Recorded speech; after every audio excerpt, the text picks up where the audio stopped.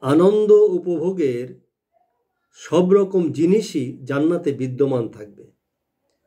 মহান আল্লাহ তাআলা বলেন, মুত্তাকি তথা সাবধানীদেরকে যে জান্নাতের প্রতিশ্রুতি দেওয়া হয়েছে তার দৃষ্টান্ত হল জান্নাতীদের পানের জন্য সুস্বাদু পানি, সুমিষ্ট দুধ, সুস্বাদু শরাব, পরিষ্কার স্বচ্ছ মধুর নদীও জান্নাতে বিদ্যমান থাকবে।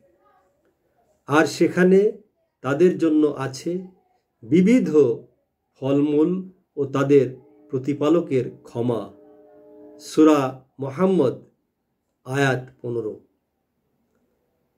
জান্নাতীদের মেহমানদারির জন্য অন্যান্য ফল ব্যতীত খেজুর, আঙ্গুর, আনার, বরই, আঞ্জির ইত্যাদি ফলও থাকবে।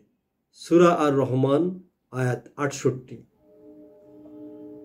আর ডানদিকের দল, কত ভাগ্যবান ডানদিকের দল, তারা থাকবে এমন উদ্যানে যাতে আছে কাঁটাবিহীন কুল গাছ, কলা গাছের মাঝে যাতে আছে থরে থরে সাজানো কলা, বিস্তীর্ণ অঞ্চল জুড়া ছায়ায়, অবিরাম প্রবহমান পানির ধারে, আর পর্যাপ্ত ফলমূল পরিবেষ্টিত হয়ে।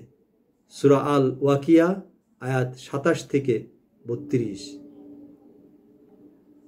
তবে যারা তাদের প্রতিপালককে ভয় করে তাদের জন্য বহুতল বিশিষ্ট নির্মিত প্রাসাদ রয়েছে, যার নিম্নদেশে নদীমালা প্রবাহিত।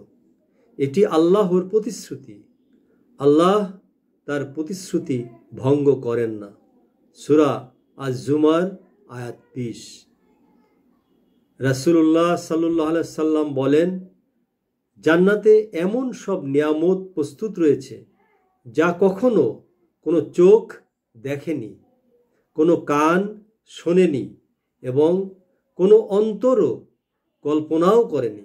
সহিহ বুখারী 3244 নম্বর হাদিস। পূর্ণিমার চাঁদের মতো রূপ ধারণ করে জান্নাতীরা জান্নাতে প্রবেশ করবে। তাদের অন্তরে কোনো হিংসা বিদ্বেষ থাকবে না।